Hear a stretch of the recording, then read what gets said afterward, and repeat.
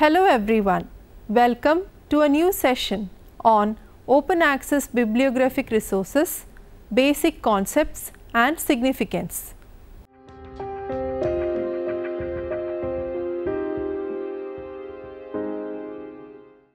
In this session, we will study about the various open access bibliographic resources related to life sciences, the need and significance of such resources, and how to use the resources for our studies and research. Open access. Open access refers to online research outputs that are free of all restrictions on access, for example, access tolls, and free of many restrictions on use, for example, certain copyright and license restrictions. Open access can be applied to all forms of published research output, including peer-reviewed and non-peer reviewed academic journal articles, conference papers, theses, book chapters and monographs. Two degrees of open access can be distinguished: gratis open access, which is online access free of charge, and libre open access, which is online access free of charge plus various additional usage rights. These additional usage rights are often granted through the use of various specific Creative Commons licenses. Libre open access is equivalent to the definition of open access in the Budapest Open Access Initiative and the Berlin Declaration on Open Access to Knowledge in the Sciences and Humanities. There are multiple ways authors can provide open access to their work. One way is to publish it and then self-archive it in a repository where it can be accessed for free, such as the institutional repository or a central repository such as PubMed Central. This is known as green open access. Some publishers require delays or an embargo on when a research output in a repository may be made open access.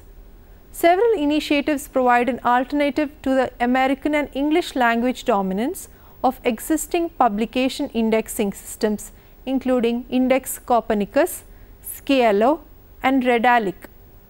A second way authors can make their work open access is by publishing it in such a way that makes their research output immediately available from the publisher. This is known as gold open access, and within the science this often takes the form of publishing an article in either an open access journal or a hybrid open access journal. The latter is a journal whose business model is at least partially based on subscriptions and only provide gold open access for those individual articles for which their authors or their author's institution or funder pay a specific fee for publication, often referred to as an article processing charge.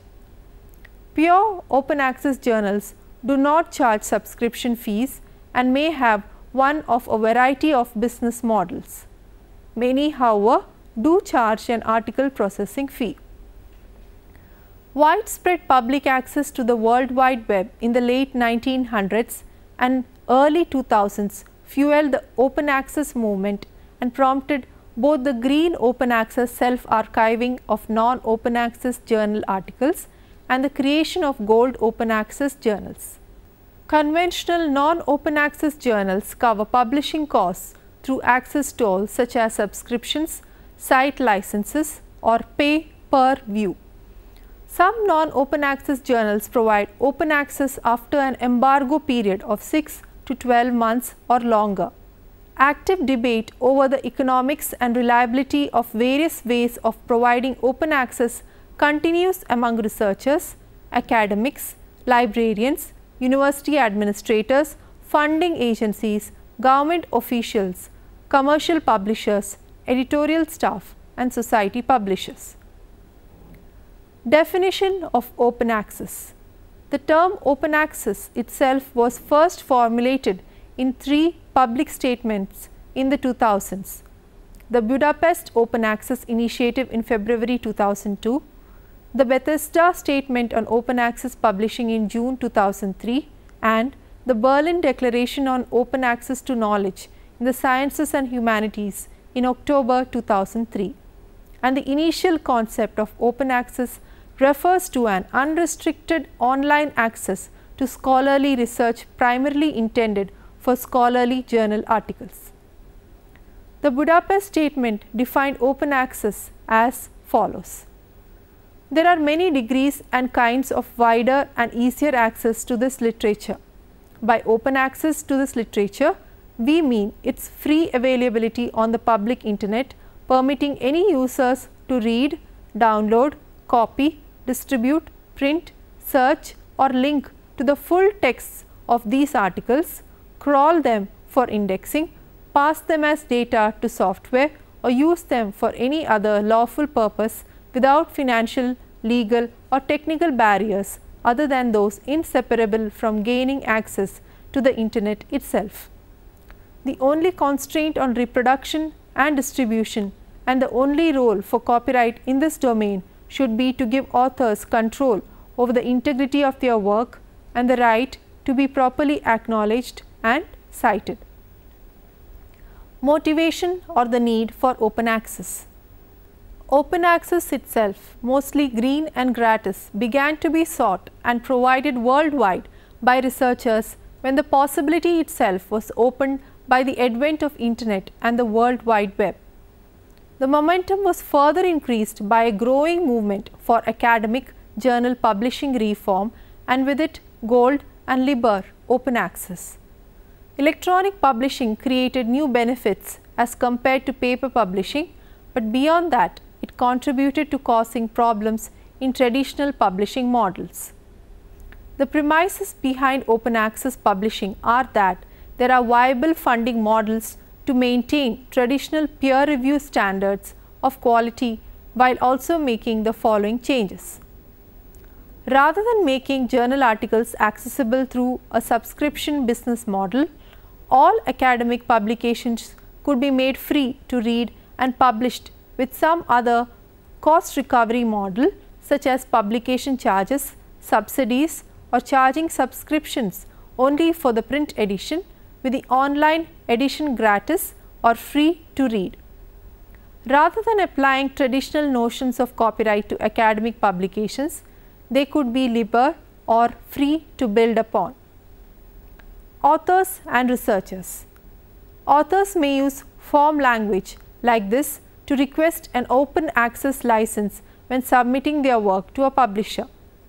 The main reason authors make their articles open accessible to maximize their research impact.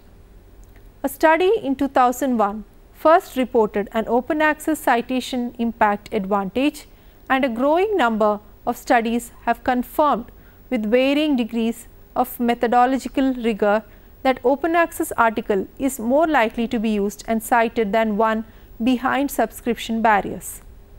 For example, a 2006 study in PLOS Biology found that articles published as immediate open access in PNAS were 3 times more likely to be cited than non-open access papers and were also cited more than PNAS articles that were only self-archived. This result has been challenged as an artifact of authors self-selectively paying to publishing their higher quality articles in hybrid open access journals, whereas a 2010 study found that the open access citation advantage was equally big whether self-archiving was self-selected or mandated. Scholars are paid by research funders and or their universities to do research. The published article is the report of the work they have done rather than an item for commercial gain. The more the article is used, cited, applied and built upon, the better for research as well as for the researcher's career. Similarly, the more quickly it is accessible, the better. Open access can reduce publication delays, an obstacle which led some research fields such as high energy physics to adopt widespread preprint access. Some professional organizations have encouraged use of open access. In 2001, the International Mathematical Union communicated to its members that open access to the mathematical literature is an important goal and encouraged them to make available electronically as much of our own work as feasible to enlarge the reservoir of freely available primary mathematical material, particularly helping scientists working without adequate library access. Open access bibliographic resources related to life sciences. There are a number of open access resources related to life sciences, of which the most commonly used ones are PubMed, Biomed Central, PLOS and Site Explorer. PubMed. PubMed was first released in January 1996 as an experimental database under the Entrust retrieval system with full access to Medline. The word experimental was dropped from the website in April 1997, and on June 26, 1997, free Medline access via PubMed was announced at a Capitol Hill press conference. Use of PubMed has grown exponentially since its introduction. PubMed searches numbered approximately 2 million for the month of June 1997, while current usage typically exceeds 3.5 million searches per day. It is a service of the US National Library of Medicine that provides free access to over 15 million Medline citations back to the 1950s and additional life science journals. PubMed includes links to many sites providing full text articles and other related resources. PubMed comprises more than 25 million citations for biomedical literature from Medline, life science journals and online books. PubMed citations and abstracts include the fields of biomedicine and health, covering portions of the life sciences, behavioral sciences, chemical sciences and bioengineering. PubMed also provides access to additional relevant websites and links to the other NCBI molecular biology resources. Let us now learn how to search articles on PubMed. Searching for articles based on the subject. To search for a specific subject on PubMed, type in your query in the search tab on the top of the web page. Be sure not to use any punctuation, tag or operators. For example, if your subject query is parabens and cancer, type in your subject name and in the tab next to the search tab. Here is the result output of your query. For example, the above subject search is for articles related to parabens and cancer. To search PubMed, enter your concept in phrases into the search box. For most PubMed searches, it is best to be specific. The more terms you enter, the narrower your search will be and fewer irrelevant results you will retrieve. Use no punctuation, for example, no quotation marks. PubMed will find phrases for you. Use no operators such as and. PubMed will add and between concepts. Use no tags. PubMed will differentiate topic words, journal titles and author names. Searching for articles based on the author. For searching articles based on the author, enter the author's last name and initial in the search box. Do not use any punctuation. PubMed retrieves authors with the last name and the initial used in the search. As you can see in the screenshot image, the following results were obtained when a particular author name, for example in this case Hamid Rabia, was given and the articles published by this particular author was obtained. PubMed Advanced Search Builder. You can also use the Advanced Search Builder to obtain information regarding the literature with respect to a specific author. You need to click on Advanced to use the search builder and then select Author from the All Fields menu. The Author search box includes an autocomplete feature. The results obtained for the particular query is as shown in the snapshot. The results obtained here displays all the articles published by the specific author. Use MESH to build a better PubMed query. In order to get a targeted PubMed search, we could use the MESH or Medical Subject Headings database. This video demonstrates how to use the MESH or Medical Subject Headings database to create a targeted PubMed search. From the PubMed homepage in the More Resources section, click the link to the MESH database. MESH is the controlled vocabulary used for indexing PubMed citations. If we want to find articles about problems associated with giving flu vaccines to individuals with egg allergies, first search for flu vaccine, which returns the MESH term influenza vaccines. The page displays a definition and additional information about the term. In the MESH database, terms are arranged hierarchically by subject categories, with more specific terms arranged beneath broader terms. You will notice that influenza vaccines is listed under viral vaccines, which is under vaccines. Now, click vaccines to display the variety of terms available under this concept. These subheadings may be used to narrow the search. Since we are interested in the negative effects of the flu vaccine, click the subheading Adverse Effects and then click the button Add to the search builder. Since we want to further limit to research articles on egg allergies, search MESH as we did with flu vaccines to find the appropriate MESH term. Then enter egg allergy in the search box at the top of the page. The database displays the MESH term egg hypersensitivity, which should be added to my PubMed search by clicking the Add to Search Builder button. I am now ready to search PubMed, so click Search PubMed. This search retrieves a relatively small number of targeted citations. You will notice that all of these citations are tagged with the text PubMed indexed for Medline. This indicates that the citation has been indexed with MESH terms.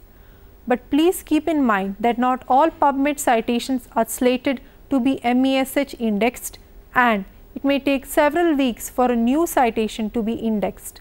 So, using MESH terms will limit your results to a subset of PubMed citations. Using the filters sidebar. This short video demonstrates how to use the PubMed filter sidebar. These filters replace the limits page, bringing the same functionality as limits directly to your search results page. Let us now use the word cancer as a sample search query. This is the result obtained when we type in cancer as a sample search query. In the sidebar, you see a default set of filter categories. To change this list, click Choose Additional Filters, select the desired categories and then click Apply. Note that text availability and publication dates cannot be removed. To narrow the search results, we could filter for articles published in the last 5 years that are also article type clinical trial. A filters activated message appears. Just as with limits, once a filter is active, it remains in effect for subsequent searches until it is cleared. You can clear active filters in several ways.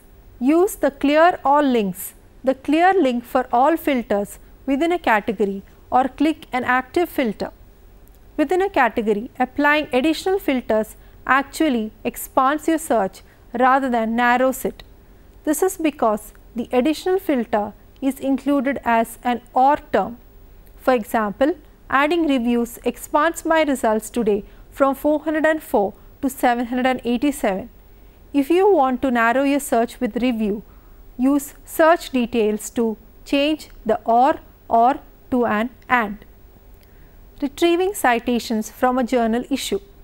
To retrieve citations from a journal issue, click on Single Citation Matcher on the PubMed homepage under PubMed Tools. This is the page you obtain.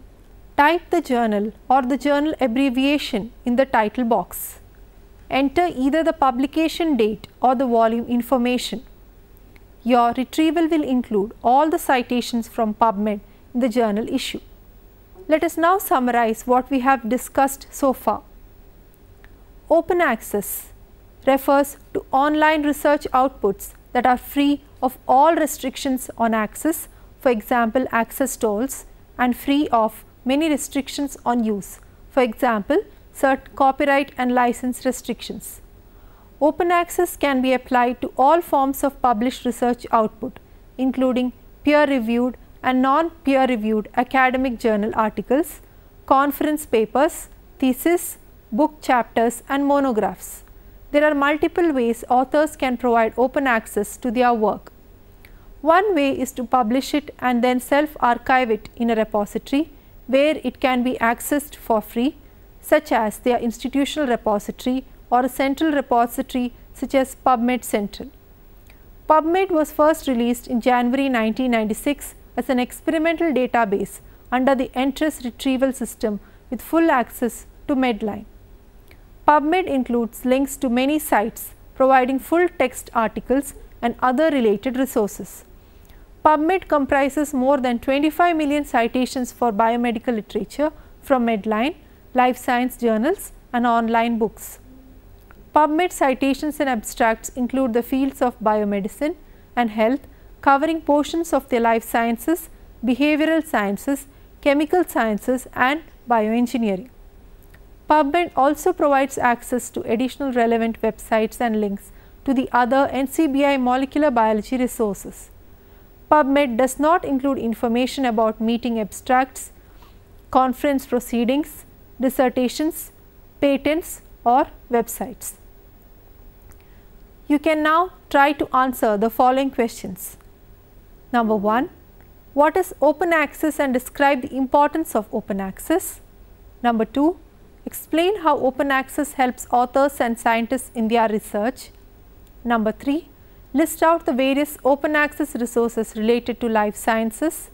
Number 4. Describe as to how PubMed was released and how do we search articles based on the subject and author on PubMed. Number 5. Explain how MESH is used to build a better PubMed query. Here are a few books for your reference. Bioinformatics, Concepts, Skills and Applications, written by S.C. Rastogi, Namita Mendirata, Parag Rastogi, published by CBS Publishers and Distributors, 1993, first edition. Understanding Bioinformatics, written by Marketa Swellable, Jeremy O. Baum, published by Garland Science Publishers, 2008. Introduction to Bioinformatics, written by Teresa K. Atwood and David J. Parry Smith, published by Pearson Education Limited, 1999. Thank you for watching this program. Let's meet again with another topic. Till then, bye.